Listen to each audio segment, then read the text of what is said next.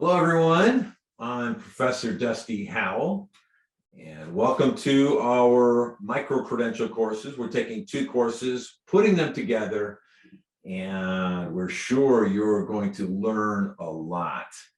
Now, Donald Xiang Wang and I have been working on this idea for a couple of years now.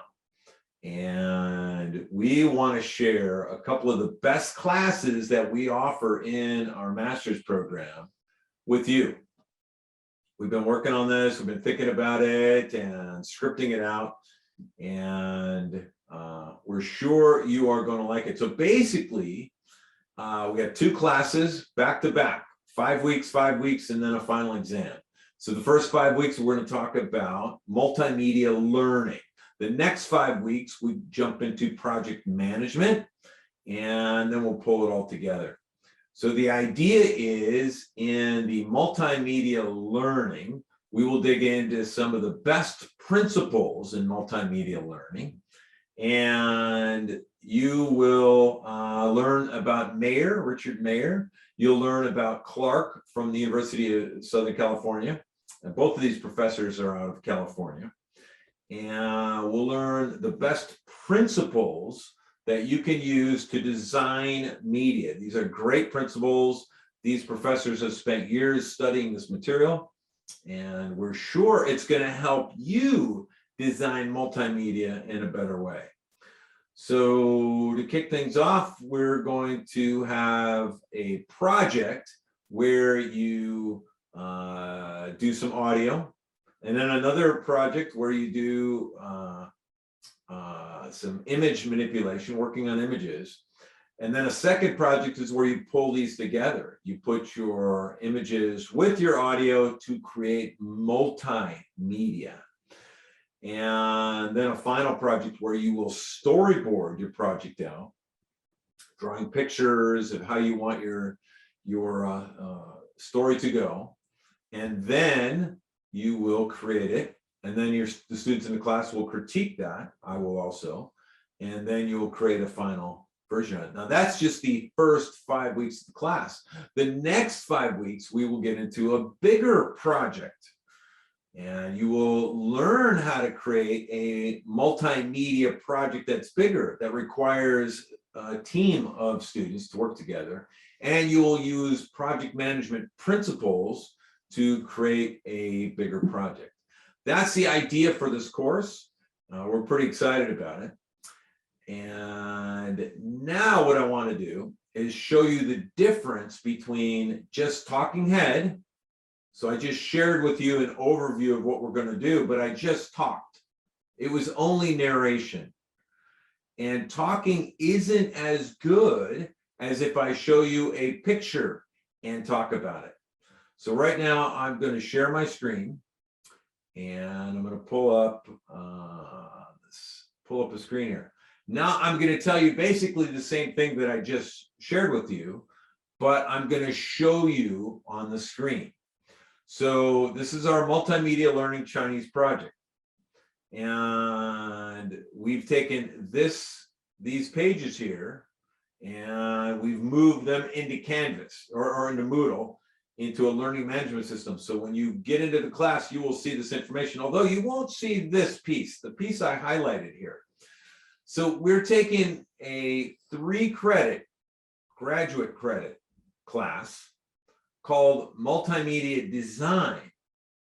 And we are shrinking it down to 1 credit. That's what you're taking, a 1-credit course.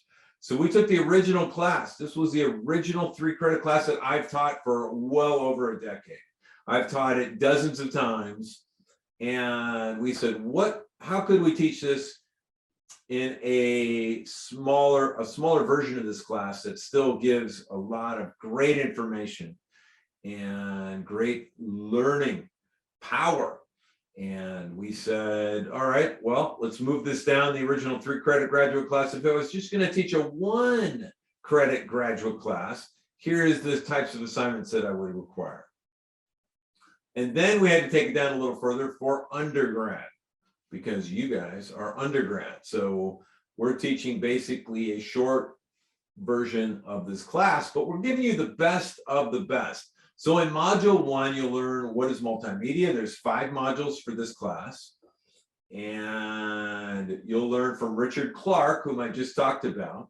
Richard Clark at the University of Southern California, why media will never influence learning. Very controversial topic, very controversial. In fact, one of my Chinese students who had gotten their bachelor's degree in multimedia or in instructional design from China had come to America, and in the graduate program, we started with this. And she said that her professor said, well, the reason Clark said that is because Richard Clark hates technology. And that's not true, not true at all. Richard Clark loves technology. But if you didn't know Richard Clark, and I've got to go to his lab at University of Southern California, I've got to sit in and on his lectures. If you didn't know Richard Clark and you just read this article, you would say, oh, he doesn't like technology. He's anti-technology. That is not true, not true. So we're going to look at why it sounds like he's anti-technology, except he's very, very, very much pro-technology. And we'll start off the class with that. And this is a little bit controversial, we'll say. Even in America, there's still some arguments about that. But over time, and over the years, since 1994, Richard Clark has won this argument over and over and over again. So he's correct on his argument. So Richard Mayer wrote the Multimedia Principles, this book, and I'll mention that his book, Multimedia Learning, is the book that I used for almost a decade. That's the second edition. And for our class, we're going to pick out some great stuff from his third edition. So Mayer is at the University of California, Santa Barbara, north of Los Angeles, but south of San Francisco. Anyway, it's on the coast, neat school, and we'll dig into his principles. He's been studying this for decades. So we're getting the best of the best. And then we're going to learn how to use his ideas for in creating our own media. So the first forum, we have a forum discussion. What's so great about multimedia learning? I mean, what's so great about it? And you'll create a personal profile. You have an image editing activity. You have to take an image and edit it. And then, jump up here. You have a sound editing activity. You need to be able to handle sound, and you need to be able to handle images. And there's a little bonus here. If you want to look at that, the third edition of his book, we got some pages in there for you to read. Anyway, module 2, what is a medium? And that's the big deal. When he says media will never influence learning, you have to know what a medium is to really understand what he's saying here. And we'll take a look at that argument. He's got 4 arguments, 4 counter arguments, and we'll look at that. Then we're going to jump into Mayer's temporal contiguity principle. There's 2 short little videos that talk about that, but that's one of the big ideas in his book, right? The temporal contiguity principle. Very, very, very strong scientific research to back up this idea. And so we'll talk about that. What is an instructional method? You have to create a personal logo. You have to create an interactive video clip, at least 20 seconds long. And when we say create an interactive video clip, sure, you can make a 3-hour movie. Great, have at it. Guess what? A good 20-second video clip is better than a okay 3-minute clip or a boring 2-hour clip. So don't give me a 2-hour clip. Don't do that. But do a short interactive video clip. And you got a couple of different options here. And then we get into module 5. By the time we get to the end of this, you guys are doing a storyboard and creating a final video that should be something you're teaching us something, right? This is multimedia learning. So you can do an entertaining video, but I should be able to learn from your video. So that's basically, in a nutshell, what we're doing here. Now, when you're done with the 5 weeks, we're going to jump over to project management section of the class. You'll be doing a bigger project where you're working together with a team, and your team, if it works together really well, creates a better project than one person can on their own. A team that works well together, even if you don't have someone that's really an expert at multimedia design, can still create an incredible project. And you'll see that as we go through the process. And our idea here is for you to learn how to connect with teams and learn project management while managing a project. So that's kind of an overview of where we're going. I just wanted to get you started on this first part of the class. And I do want to leave you with a story. I want to get you excited about our class. And let me stop the share. And let's just share. Some people would say, why would you take the best information that you have gleaned over the years and just share it online? Well, there's a couple of reasons. And there's a couple of reasons. I'm starting off with China first. So I moved to Emporia State from Beijing. So I taught at the embassy school. I think it's called the University, it's Beijing International School Sunyi, I think it's called now, but that was the embassy school way back in the day. And when I first worked, and there was a number of embassies that worked together to create a really good international school. And I set up the first technology classes there. I moved to the middle of America from China. And I love China. China was really neat experience. I worked with another guy who was a graduate of Beijing BITI, Information Technology Institute. I worked with him on a big project with Boeing, the airplane company, for many years. And if he had not died, about 5 or 6 years ago, I'd probably still be working with him. Neat guy, and we had a great company that we worked on. Anyway, so I really have a heart for China, and I will mention one other story why I would give this away first to students in China. And yes, of course, I like Ting and I like Donald, a couple of my favorite students of all time. But there's another story that I haven't shared with many people, but it goes to the heart of why I'm doing this, why I'm excited to teach you guys.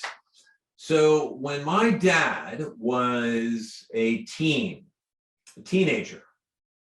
he got hit in the head. He was playing baseball, an American sport, and somebody swung a bat and didn't see him. He was behind the person, and they hit him in the head with a bat. And my dad had a brain tumor. Now the tumor started growing in his head, a big brain tumor, and they didn't know what to do. The tumor was tied into the brain. It was he went to specialists and doctors, and finally they went to the University of Wisconsin-Madison, their medical center. And the best doctors did not want to operate on my father. It was a very expensive surgery, brain surgery. Think about it. This is almost 70 years ago. Brain surgery was not something that was that we were good at.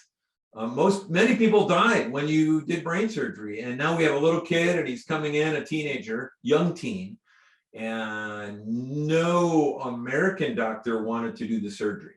It was very expensive, like I mentioned. So my grandfather, my great-grandfather, actually sold a farm. This is how expensive this was. He sold a farm, and he took all that money and gave it to my grandfather to pay for my father's surgery. The only person they could find to do the surgery, this was in the early 1950s, was a Chinese doctor. A Chinese doctor in the early 1950s did indeed do the brain surgery on my father. And it was a very tricky surgery, and it was very, very successful surgery. The Chinese doctor saved my father's life. So my heart goes out to China. You saved my father's life years and years and years ago. And when you think about it, 1950, there were very few people on the whole planet that were very good at brain surgery. And to find a Chinese doctor that was good at brain surgery, well, that was a godsend. So we are very grateful for China. And I will also mention that maybe one of you will one day create a learning video or be on a team, Multimedia Learning, and you will be able to pass that on to someone else, that you will create a video that helps doctors learn, that helps somebody learn, and they're able to go and take your information and make the world a better place with it. So that's our opening video. I hope this gets you off to a good start with the class, and we will see you soon.